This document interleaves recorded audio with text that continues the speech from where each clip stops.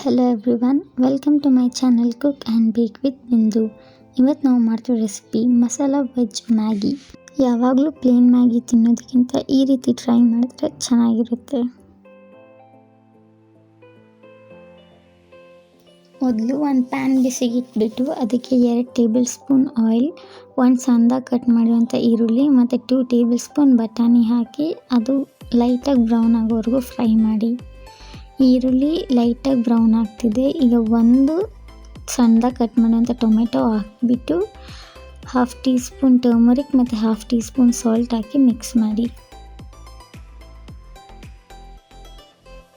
ಮುಚ್ಚಳ ಮುಚ್ಚಿ tomato soft ಆಗೋವರೆಗೂ ಬೇಯಿಸಿ.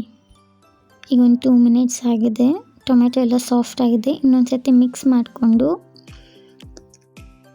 ಇದಕ್ಕೆ 1/2 ಟೀ ಸ್ಪೂನ್ ಖಾರದ ಪುಡಿ, 1/2 ಟೀ ಸ್ಪೂನ್ ಧನಿಯಾ ಪುಡಿ, 1/4 ಸ್ಪೂನ್ ಜೀರಿಗೆ ಪುಡಿ ಮತ್ತು 1/2 teaspoon garam masala, Maggi taste maker masala ಹಾಕಿ ನೀಟಾಗಿ ಮಿಕ್ಸ್ ಮಾಡಿಕೊಂಡು 1 ಪ್ಯಾಕೆಟ್ ಮ್ಯಾಗಿ ಬೇಯಿಸೋಕ್ಕೆ ಎಷ್ಟು ನೀರು ಬೇಕಾಗುತ್ತೋ ಅಷ್ಟು ಹಾಕಿಬಿಟ್ಟು ಕವರ್ ಮಾಡಿ ನೀರು ಕುದಿಯಕ್ಕೆ ಬಿಡಿ.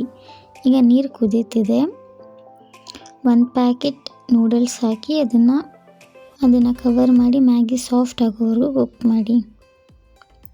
ಈಗ ಮ್ಯಾಗಿ ರೆಡಿಯಾಗಿದೆ. ಯಾವಾಗೂ ಪ್ಲೇನಾಗಿ ತಿನ್ನೋದಕ್ಕಿಂತ ಈ ರೀತಿ ತರಕಾರಿ ಹಾಕೊಂಡು ತಿಂದರೆ ಸ್ವಲ್ಪ ಹೆಲ್ದಿಯಾಗೂ ಇರುತ್ತೆ.